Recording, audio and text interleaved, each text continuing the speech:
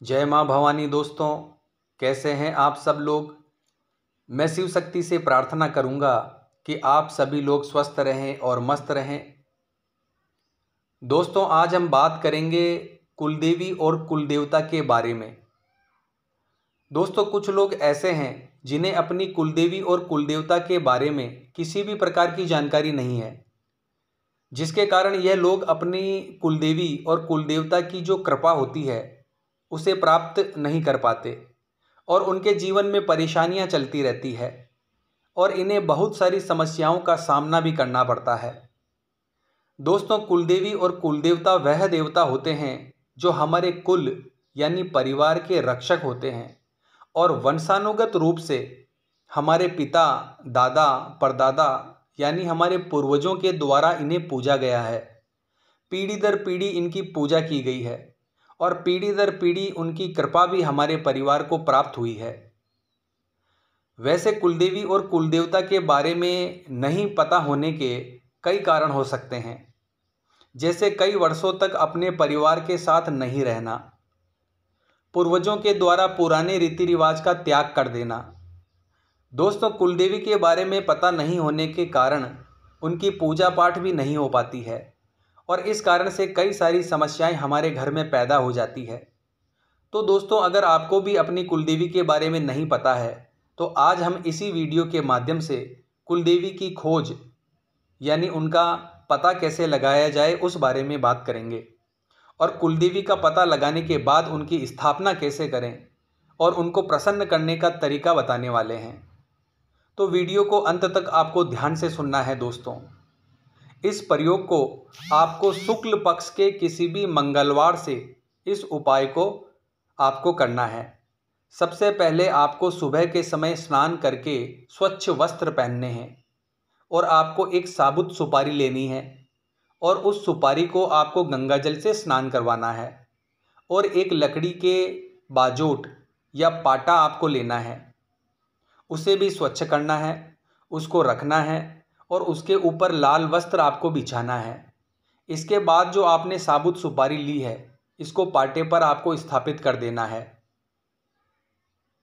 इस सुपारी को आपको कुमकुम चावल आपको अर्पित करने हैं, पुष्प अर्पित करने हैं, धूप दीप आपको उस सुपारी को दिखाना है और आपको उनसे प्रार्थना करनी है कि हमारी कुलदेवी, हमारे गोत्र के देवी देवता आप कौन हो, आप कहाँ हो, इस बारे में मुझे किसी भी प्रकार की जानकारी नहीं है। इसके लिए मैं इस सुपारी में आपका आवाहन करता हूँ। ऐसा 3 बार बोलकर आपको सुपारी को, जो आपकी पूजा पाठ करने का स्थान है, मंदिर है, वहाँ स्थापित कर देना है।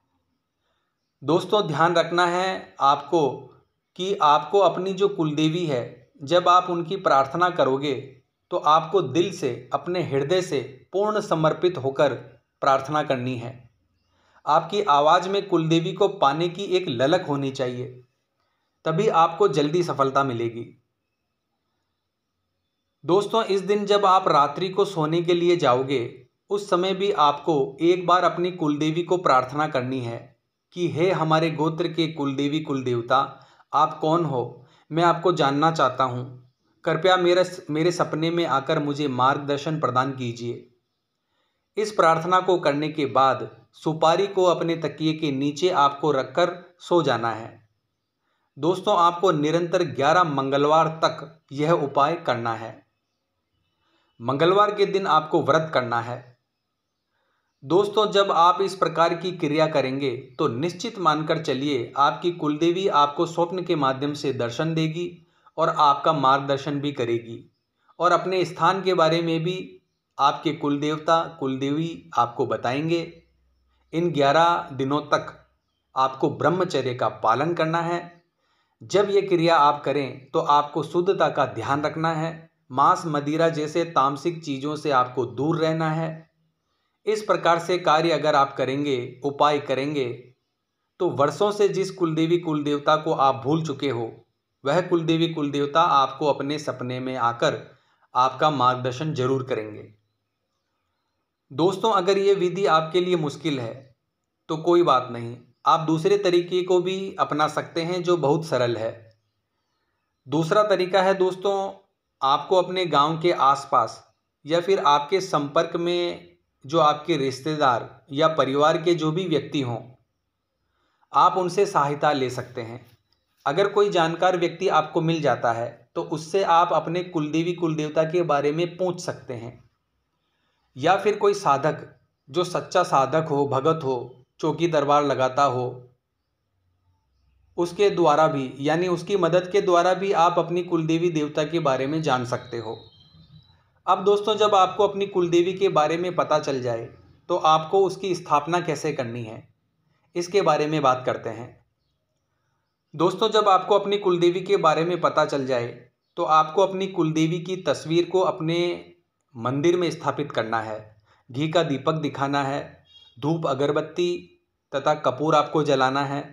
इसके बाद जो आपकी कुलदेवी है उनको जो चीज़ पसंद है उस चीज़ का भोग आपको लगाना है। उन्हें चंदन और चावल का टीका आपको अर्पित करना है। दोस्तों, एक चीज़ का ध्यान रखें कि चावल टूटे हुए या खंडित नहीं होने चाहिए। अब आपको उन्हें पुष्प अर्पित करने हैं। बस इस प्रकार से आपको उनकी सेवा पूजा करनी है और आपको हाथ जोड़कर उनसे क्षमा याचना करनी है और उनसे प्रार्थना करनी है ताकि उनकी कृपा आपको प्राप्त हो सके। दोस्तों, आपको उनकी सेवा पूजा प्रतिदिन सुबह शाम करनी है, इस बात का ध्यान रखें। कुल देवी हमारे कुल और गोत्र की देवी होती है। इन्हें रोजाना याद करना, सेवा पूजा करना जरूरी है। इनकी प्रतिदिन पूजा पाठ करने से घर में सकारात्मक ऊर्जा बनी रहती है। देवी माँ का आशीर्वाद हमारे ऊपर हमेशा बना रहता है और हमारी सभी समस्याओं का समाधान होता है। तो दोस्तों, आशा करता हूँ आज की यह जानकारी, आज की यह वीडियो आपको पसंद आई होगी। तो हर हर महादेव बोलना पड़ेगा दोस्तों। फिर मिलते हैं इसी प्रकार की ज्ञानवर्धक वीडियो के साथ। जय माँ अम्बे, जय श्री कल्याण।